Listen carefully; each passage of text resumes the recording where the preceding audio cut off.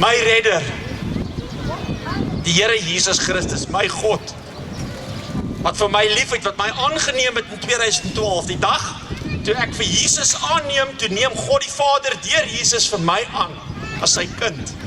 Halleluja! Amen. Kan ek nog 'n amen kry? Amen. Daardie selfe genade is vir jou en my beskikbaar.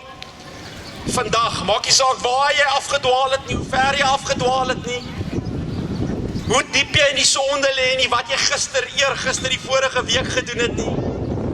Ek gee nie om wat dit is nie.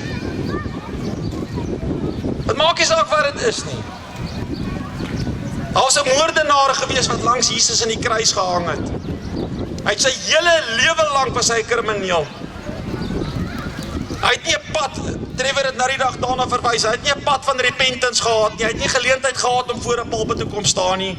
Hy het eenvoudig net na die Here uitgereik op die kruis langs hom en gesê, Here, wees my asseblief genadig. En daar sê Jesus Christus vir hom, vandag sal jy saam met my in die paradys wees.